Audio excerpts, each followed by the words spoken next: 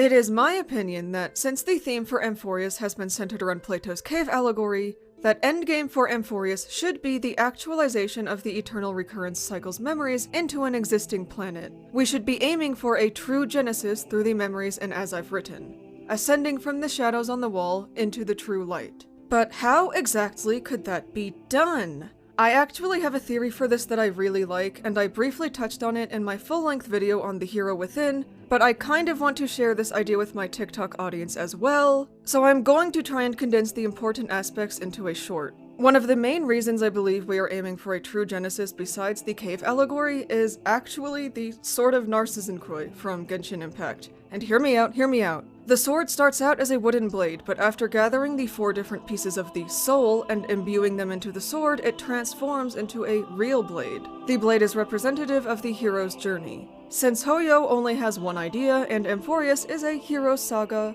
this is all present on Amphoreus as well. Now, if you remember, Finon's story made a point to mention the wooden blade he used to play with, pretending it was an iron blade and he was the hero slaying an evil giant. Then, when we reach the end of Finon's chapter, Trailblazer steps into the role of Finon's hero within and actualizes the hero. Oh my god, you guys, it is quite literally just the Sword of Narcissus all over again. The other part to this is that I believe there is likely a Stellaron that is meant to come into play during the storyline, besides the Trailblazer themselves, of course. There is Fragmentum on Amphoreus, and Fragmentum comes from Stellarons. Those nerds at Hoyo will almost certainly have a Stellaron here so that the Fragmentum can be explained. Also, there's always a Stellaron. There's been one everywhere we have gone so far. Stellarons respond to wishes, and I believe the hero within was a Stellaron responding to Finon and Cyrene's wish to become real humans. I think it's why the Trailblazer resonated so much with the hero within. So I believe that Amphoreus may be the first place where we see a Stellaron serve a positive purpose.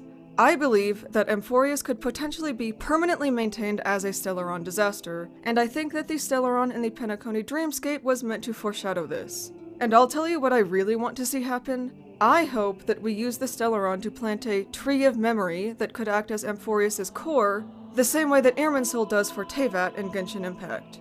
Maybe that's what Anax's ultimate animation is meant to be. I swear to God, this is my favorite idea for how we actualize Amphoreus.